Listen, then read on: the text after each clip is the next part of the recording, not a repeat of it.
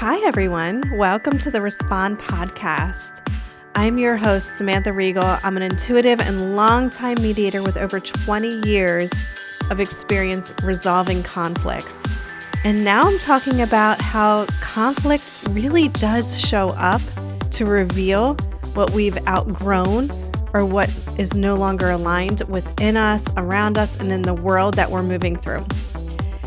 We've been exploring how conflict can act as a catalyst for us to grow and evolve, not just in our personal lives, but collectively. In the last couple of weeks, I talked about what Trump and the disruption around his energy is here to reveal to us. And today, I want to continue along that thread by looking at another world leader who's shaped not just his own country, but the global story we're living through right now, and that is Vladimir Putin. I'm not here to debate whether he's an evil man or to downplay the pain that he's caused. I think we can all agree that he has caused quite a bit of pain.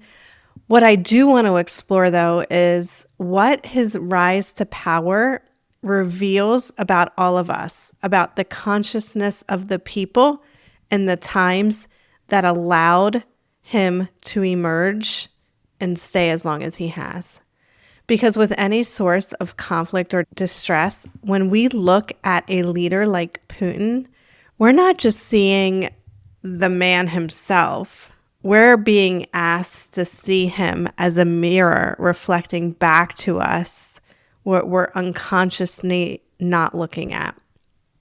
He is reflecting the mindset, the fears, and the beliefs of the people who elevated him. It's a radical idea when you think about it, that someone like Putin could show up to reveal where our collective mindset actually is. But stay with me, because there's hope in that.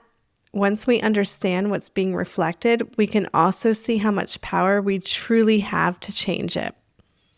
So let's start at the beginning by looking at how Putin rose to power and what that moment in history says about where humanity and especially Russia was at that time. So Putin rose to power in a moment of deep uncertainty within that country. It was the late 1990s. The Soviet Union had just collapsed. Russia was in chaos politically. It was unstable, economically broken, and spiritually lost. Boris Yeltsin was the leader at that time, and his government was falling apart. And his inner circle, along with the powerful oligarchs who had benefited from privatization, needed someone to protect their interests, someone who looked loyal, someone who could keep things under control so that Boris Yeltsin could step aside. Putin at that time was a quiet former KGB officer. He seemed like the perfect choice. He wasn't loud or flashy. He was disciplined, loyal, and came from the intelligence world. Someone who understood power, control, and secrecy. To them, he looked like the kind of man who could stabilize the country without threatening their own influence.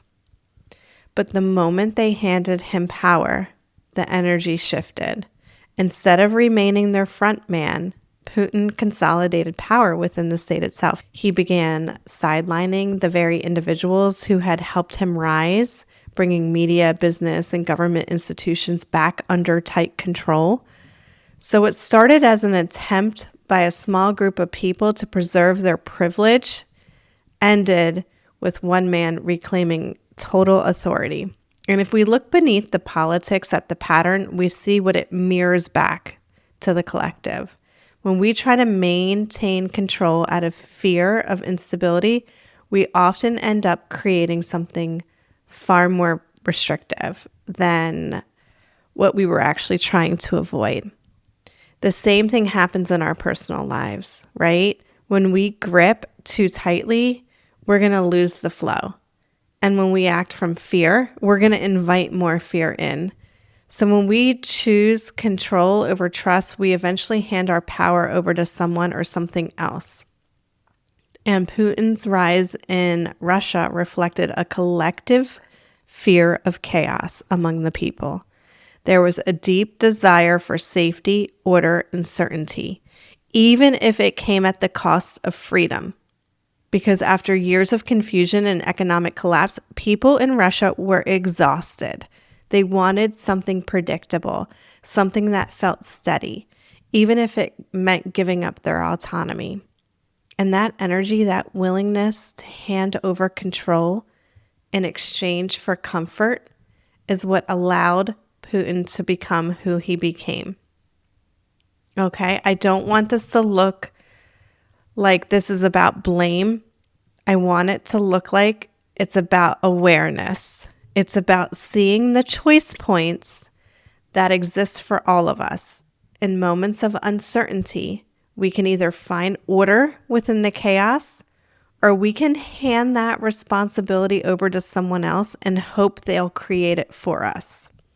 And when a society repeatedly chooses the latter of handing it over to someone else, the pattern is going to lock in. That's exactly what happened in Russia. For more than 30 years, the same fears, the same dependence, the same craving for control kept looping back around because the energy that created it hasn't changed yet. So when fear and obedience are passed down for generations, as it has in Russia, they become part of the nation's, emotional DNA. That's why cycles like this take time to shift. They're not just political habits. They're inherited. You're inheriting from previous generations a survival pattern that once worked for them in the past to some level, but I think it's no longer working. That's why cycles like this might take time to shift. And I say might because it can happen in a split second if everybody agrees that they don't want anymore. They're not just political habits, guys. They're inherited survival patterns from one generation to the next. He's been there for 30 years. Okay, that's a couple generations there. After the collapse of the Soviet Union, the people wanted to feel relief. They didn't want another revolution.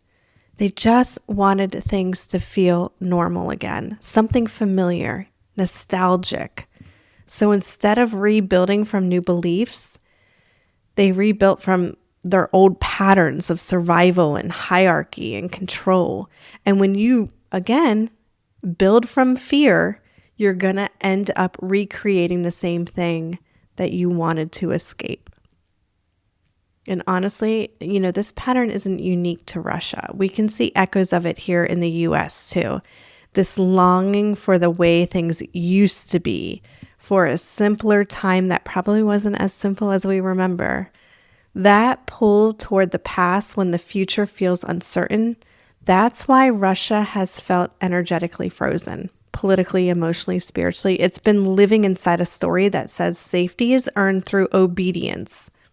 Strength belongs only to those at the top.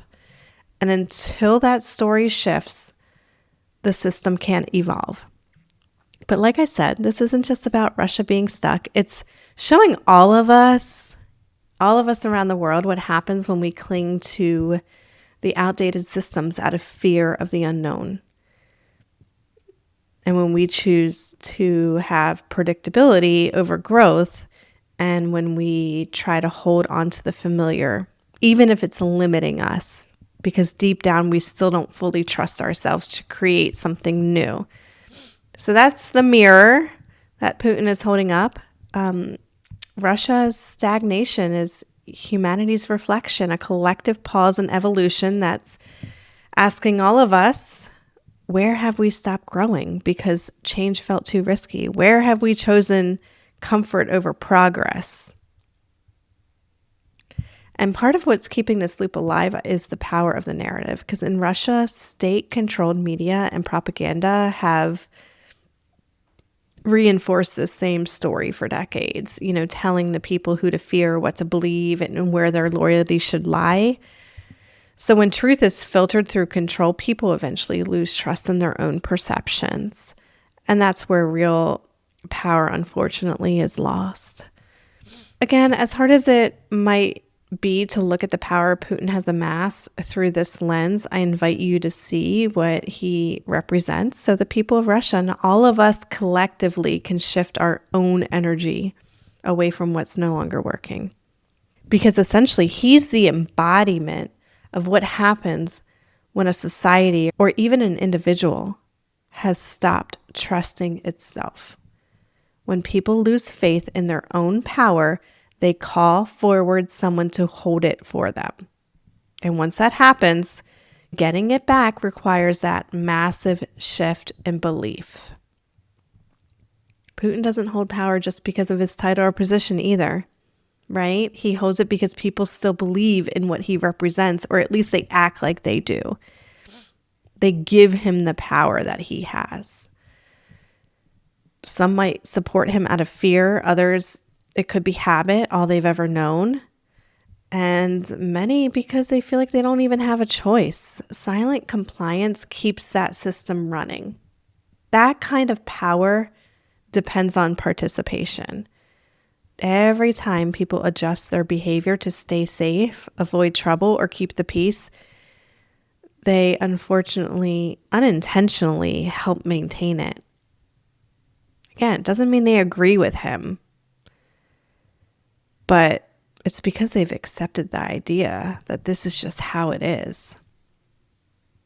Power like that only lasts as long as people keep feeding it. When enough of them stop reacting, stop organizing their lives around fear, and start remembering their own authority, the system will begin to weaken. And we've already kind of started to see signs of that, small protests. There's been some dissent happening in Russia. Independent journalists and artists are trying to tell the truth. It has cost them everything, but they're trying. And these moments that we see coming out of Russia might seem like it's too small. It's not making any kind of difference. I do believe it matters because every time someone stands up, it creates a ripple, proof that there could be another belief trying to break through.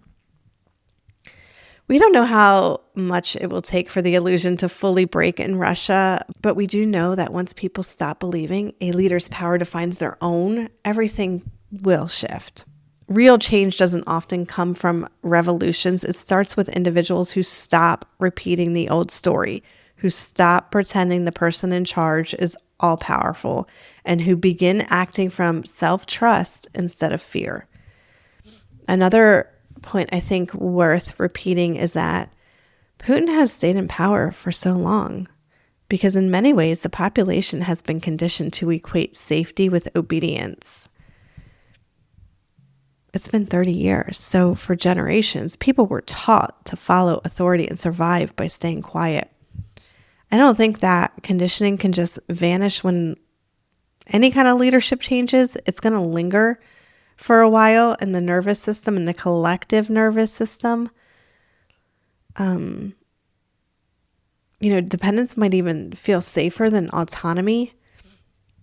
Strength might get projected outward instead of cultivated within. So even when people do start to shift their beliefs and question to imagine something different, that inner voice for them might still whisper, hey, be careful, stay small. And for a time, that voice might look like it's winning until it doesn't, until enough people realize that silence costs more than truth. Every authoritarian system relies on that same dynamic, a collective forgetting of self-trust. And the way out is always the same. Just remember it. Every society goes through phases where fear and control dominate, and each time, humanity eventually catches up. Something in the human spirit says, this isn't who we are anymore. So Russia's awakening won't happen in isolation. I don't believe. I also don't think it's going to come from outside intervention. I think the most powerful thing the world can offer isn't to try and control the narrative. It's just to provide some clarity. When those of us with more freedom use it wisely, not to, shame or dominate the Russian people, but to model balance and truth in ourselves, then we're going to remind others that they can too. Putin is the mirror. He is reflecting back what the collective is portraying. He shows what happens when safety is mistaken for control and then order is replacing growth. But even a small shift in perspective can begin to change that reflection. Every nation, every one of us has wrestled with the same belief that peace depends on control of the strong man, that chaos must be managed by someone stronger, that safety lives outside of us. Sounds like a lot like politics, but it's actually human nature seeking stability in familiar ways. When we live in prolonged fear, we stop trusting ourselves. We trade freedom for predictability. We let others decide what is best for us. That's why conflict matters. It shakes us awake. It brings our old survival patterns to the surface so we can see them and then choose differently. The old systems built on fear are straining everywhere, guys, because we're all evolving beyond what no longer serves us, what we've outgrown.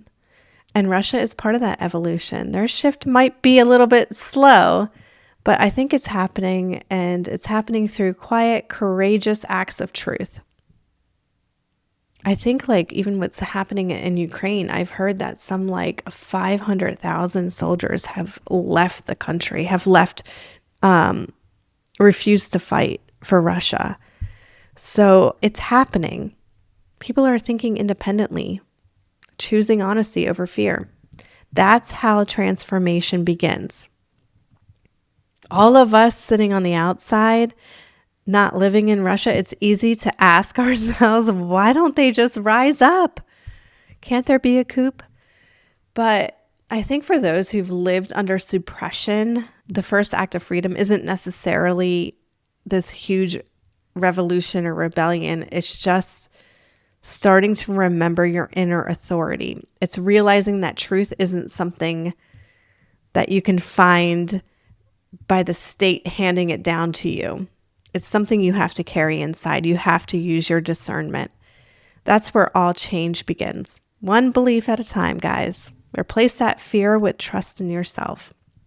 And for those of us, again, watching from the outside, our role is to live that same lesson, to embody what healthy power looks like. We got to stay aligned within ourselves. When we live in truth, without hate, when we stand for freedom and without domination, we become the counterweight to fear. Oh yeah, and another point that I want to make is Putin's influence doesn't just shape Russia. It polarizes the world, and that polarization shows us how collective fear spreads beyond borders, how quickly we choose sides instead of understanding. But even that division is a mirror to all of us. It's asking us to notice where we've confused righteousness with power, outrage with truth. Because what dissolves control isn't confrontation, it's correcting your perceptions. It's when distortions are finally seen for what they are and we stop feeding them. The Russian people might have a little bit of a long road ahead of them, but hopefully, if all of us can stay aligned, they won't be walking it alone.